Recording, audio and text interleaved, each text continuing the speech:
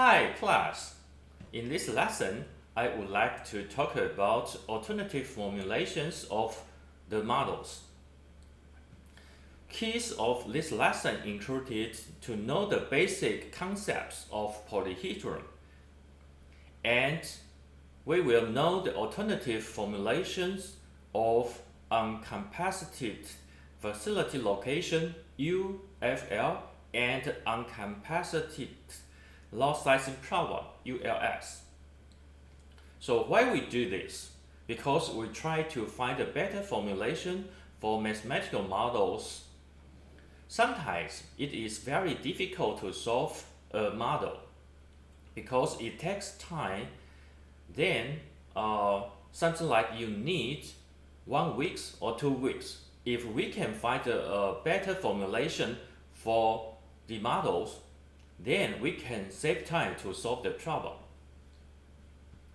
So what is the polyhedrons? According to the definition 1.1 and 1.2, a subset of Rm described by a finite set of linear constraints. The polyhedron is defined X belongs to Rn subject to Ax is less or equal than B. Okay. So what is the property for the solution domain for X? This is polyhedron, and it can be described as a formulation for X. Then the X domains equals to the polyhedron intersection of Z times Rp. Okay, it's something like very difficult to understand, so I try to use simple example to describe polyhedron. Remember, this one is the formulation for nonlinear model, and we just included y equals to 1 or 0 to let this nonlinear model to become mixed integer model. So according to the polyhedron's definitions, the X belongs to Zn times Rp. Why is that? So what is the Zn? Zn is 0, 1 of y, right? Here. And what is Rp? We have the X domain belongs to the real number. Okay, so finally, X can be defined P intersection Zn times Rp. So this is the polyhedrons of this model. Now, we'll see what is the formulations for the model but in different domain. Okay, so now we have the X domain 1, 1, 2, 1, 3, 1, 1, 2, 2, 2, 3, 2, and 2, 3. So the points are here, right?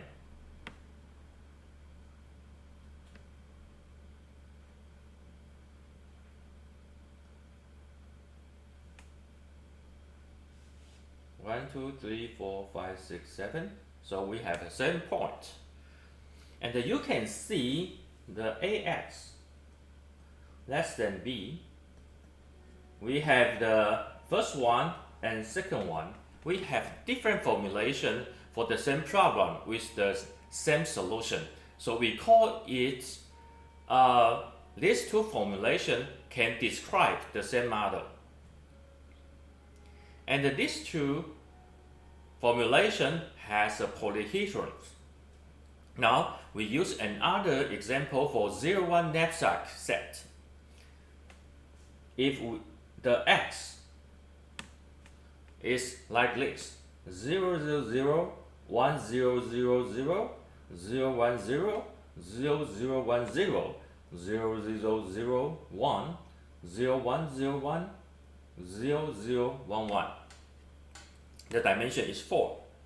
and you can put the x into the first polyhedrons. Okay, we can check some point. For example, we choose this one 0, 0, 0, 0, and definitely 0 is less or equal than 100, right? And for the second one, you will find 0 less than 4. And for the third one, you can see 0 less than 4, 0 less than 1, and 0 less than 1. Okay? Maybe it's so trivial, right? Because if you put 0, all the constraints should be satisfied. Then you need check one by one. Actually, you cannot say I only check one point. Then all of these three are polyhedrons of the problem. So this problem has three formulations.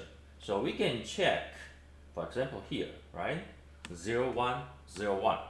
So if you put to the first one, you will get 6 plus 20 less than 100, which is validate. Okay? And you put to the second one, you got 3 plus 1 less or equal than 4, right? Which is also validate. And for the third one, you will have the 3 plus 1 less or equal than 4, and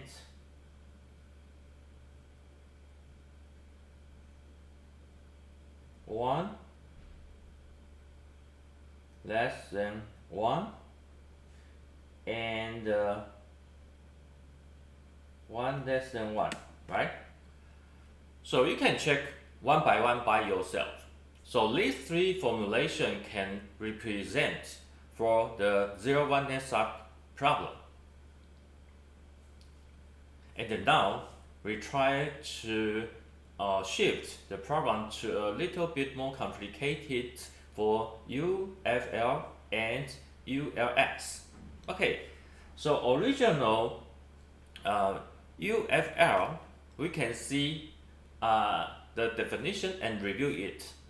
Given a set of potential dipoles n from 1 to n, and a set of the clients n from 1 to n.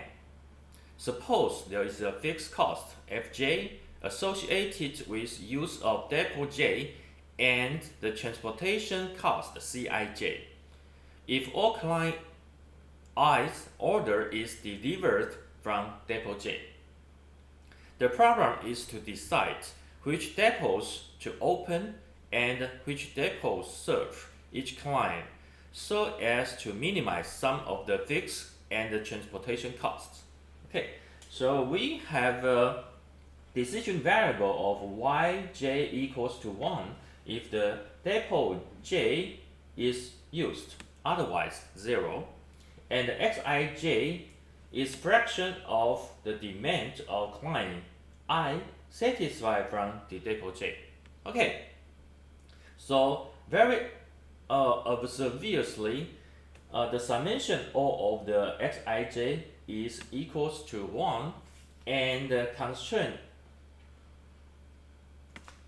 here, your sum of xij should be less or equal than the m times yj here, and objective here is summation Cij xij and summation Fj yj. Okay, so here, how can we use another formulation to this problem? We can see here, right? Because all of the fractional here should be less or equal than 1, so actually we don't need to use the n here. We can use the 1, right?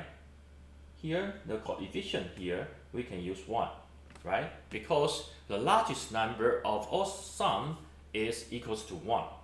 Okay, so this is the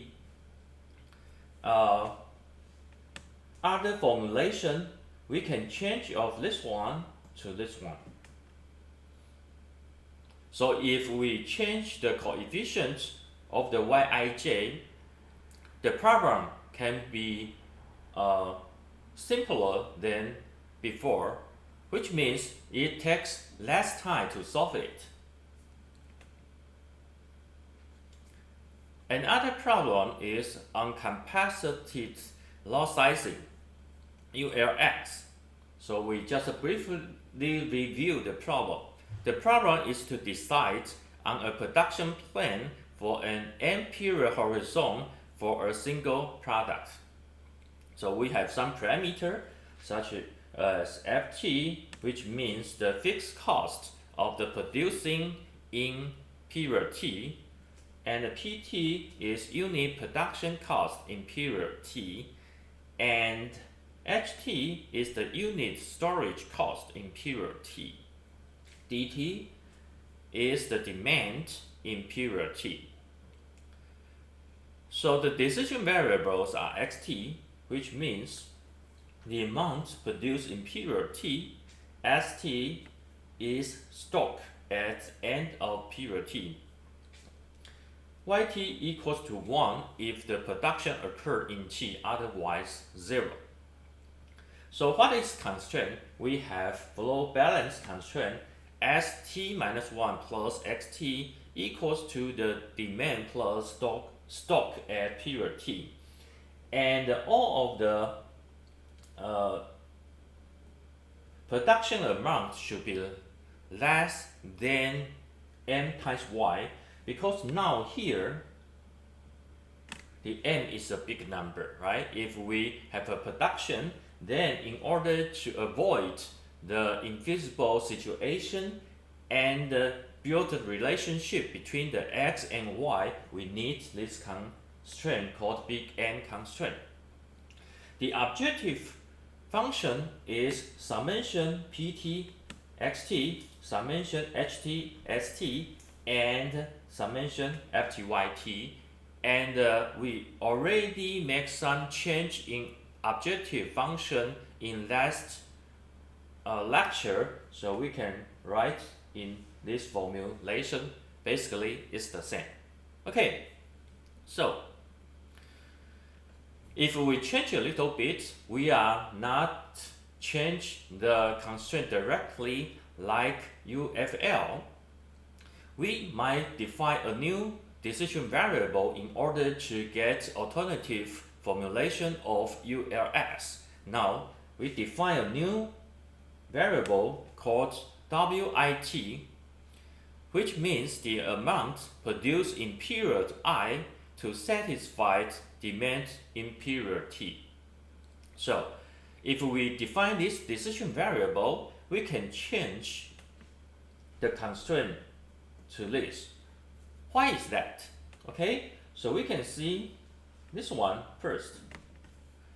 dt is the amount of demand in period T, and we can produce some amount in period I, okay, and satisfy demand to T. So before the period T, we have several time like I1, I2, I3. All of this one is we try to build total amount to satisfy in period T. So we can sum from I equals to 1 to T. That means the amount is produced before T, and all of the produced amount should be equal than the demand. We don't have any intention to produce more than dt, right? Because it will cost some other stock and incur the stock cost. Okay, and all of the WIT should be less than dt, definitely. So if we change our definition of decision variable, also we can get alternative ULS. So this is today's lecture, and you might be very curious about that. If all of these alternative formulation is better than the original one, I will talk about in later lecture. So see you next time. Bye bye.